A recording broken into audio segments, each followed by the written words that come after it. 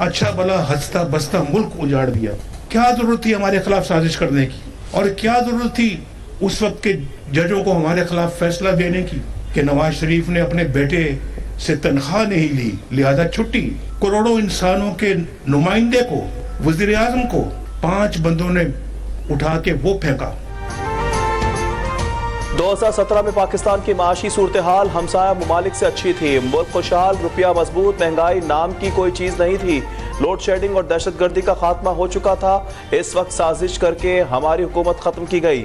हमारी हुकूमत खत्म ना की जाती तो आज पाकिस्तान मजबूत मुल्क होता। मुस्लिम लीग नून के कायद मियां मोहम्मद नवाज शरीफ का सियालकोट में वर्कर्स कन्वेंशन से खिताब। कहा, हमें हटाकर ऐसे बंदे को लाया गया जिसे गाली के सिवा कुछ नहीं आता। ऐसे बंदे को लाने वाले इतने ही जिम्मेदार हैं जितना वो खुद है। आए दिन वजीर आजम बदलने, जेल और मुल्क बदरी से मुल्क कैसे चलेगा? हमारे पास अब गलती का मौका नहीं।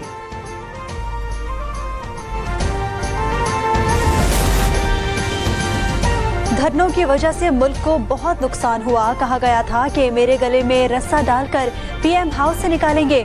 मुझे सजाए मौत देने की बहुत कोशिश की गई। समझ नहीं सका हमें बगैर किसी कसूर के जेल क्यों देखनी पड़ी।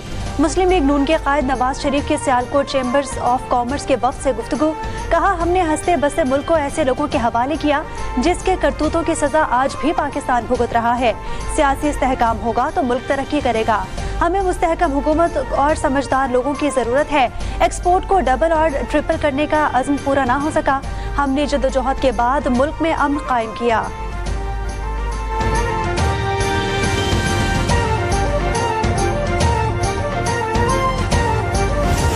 उससे पहले जो है मियाँ शहबाज शरीफ मेरा हमसाया था वहाँ पे, उसने एक कंबल किसी तरह स्मगल करके मुझे भिजवाया। तो मियाँ साहब का पैगाम आया कि ख़ायद साहब डिप्लोमा लेना चाहिए या डिग्री लेनी चाहिए। मैंने अब उससे पूछा, मैंने कहा डिप्लोमा कितनी देर में का है और डिग्री कितनी देर की है? डिप्लोमा 3 महीने मिले थे, डिग्री 6 महीने। मैं कहने मियाँ साहब ने कहो कि मैं डिप्लोमे जड़ा फारग कर दे। नवाज शरीफ के साथ सफर 60 साल पर मुहिर है। सख्त सर्दी में भी जेल की मुश्किलात एक साथ बर्दाश्त की। मुस्लिम लीग नून के रहनुमा ख्वाजा आसिफ का सियालकोट में वर्कर्स कन्वेंशन से खिताब। कहा, नवाज शरीफ के साथियों ने अपने कायद से वफादारी निभाई। नवाज शरीफ 8 फरवरी को एक बार फिर वजीर आजम के ओहदे पर फाइज होंगे।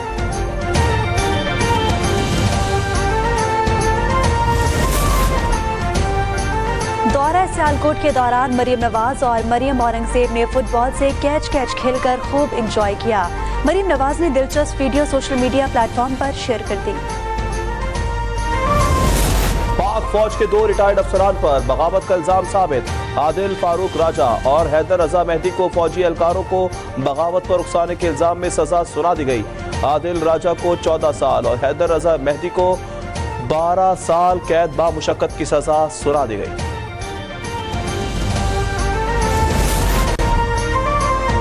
साबिक army chief general retired Qamar Javed Bajwa और साबिक DG ISI lieutenant general retired Faiz Hamid के खिलाफ इंदराज मुकदमे की दरखास्त समाअत के लिए मुकर्रर।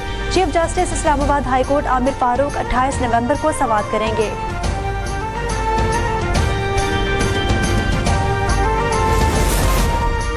सदर मुमलिकत आरिफ अलवी को काम से रोकने और ओहदे से हटाने के लिए सुप्रीम कोर्ट में दरख्वास्त दायर। दरख्वास्त गुजार ने मौक़िफ़ इख्तियार किया कि आरिफ अलवी ने सदर मुमलिकत को ओहदे की तस्दीक की है। आरिफ अलवी पर इख्तियारात के गलत इस्तेमाल का भी इल्ज़ाम है।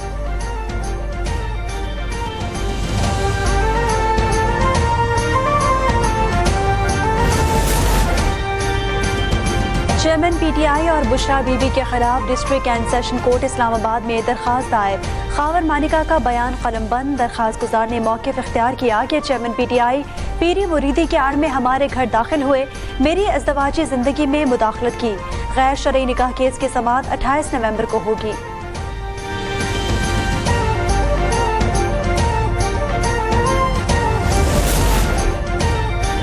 इसराइल और हमास के दरमियान 4 रोज़ा आरजी जंगबंदी का दूसरा रोज।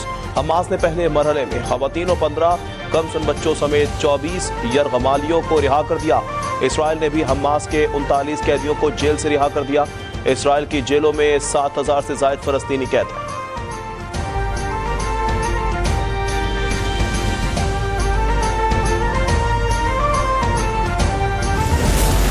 इजरायली हमलों से आज़ाद होने वाले फ़लस्तीनियों की रिहाई पर फ़लस्तीन में जश्न का समा। रिहाई पाने वालों ने वतन पहुंचने पर सजदा शुक्र अदा किया। रिहाई पाने वालों के अपने प्यारों से मिलने के दौरान जज्बाती मनाजिर मंजर आम पर आ गए।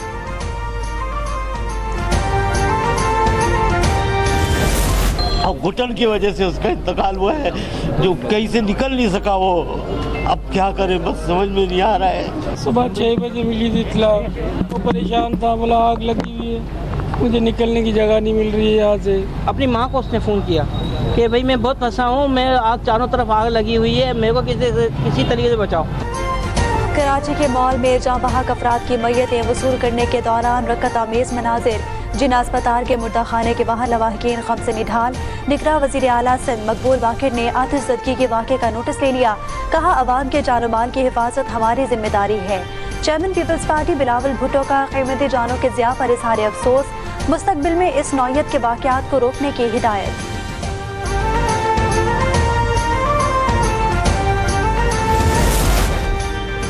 कराची के शॉपिंग मॉल में अमवात दम घुटने की वजह से हुई है। आग लगने की वजह मालूम करने के लिए तहकीकात की जाएंगी।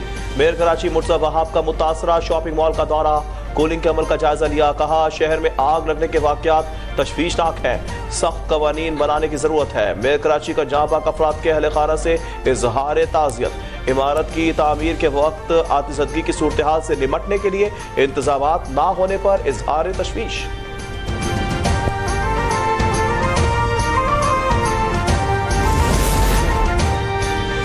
कराची के शॉपिंग मॉल में फायर सेफ्टी के लिए क्या इंतजामात मौजूद थे? हंगामी अखराज के रास्ते मौजूद थे या नहीं? बड़े हादसे के बाद अहम सवाल उठने लगे। कमिश्नर कराची और सिंध बिल्डिंग कंट्रोल अथॉरिटी के हुक्काम का अलग से मुतासरा शॉपिंग मॉल का दौरा। चीफ फायर ऑफिसर ने बताया कि 2 साल कबल भी इस इमारत में आग लगी थी। हंगामी अखराज के रास्ते मौजूद हैं। शॉपिंग सेंटर का नक्शा SPCA से मंजूर न होने का भी इंकशाफ। शॉपिंग सेंटर कंटोनमेंट की हुदूद में आता है। SPCA के हुक्काम की वजाहत।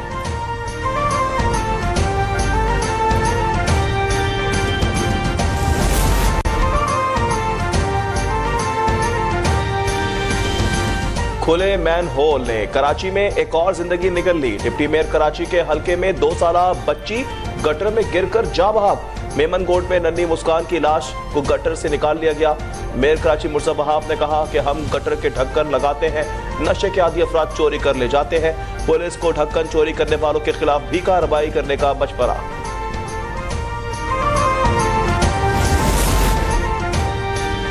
मुल्क भर में ई पासपोर्ट का इज्रा। इस्लामाबाद, लाहौर और कराची समेत दीगर इंटरनेशनल एयरपोर्ट्स पर जल्द ई गेट या स्मार्ट गेट नस्ब कर दिए जाएंगे।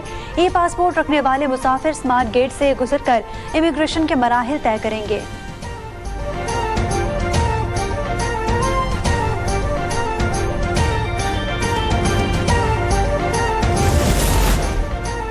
कराची समेत सिंध के मुख्तलिफ अजला में आज रात को आंधी और बारिश की पेशगोई। फजाई आलूदगी में कमी का इम्कान। सिंध के मुख्तलिफ इलाकों के दर्जा हरारत में भी वाज़े कमी।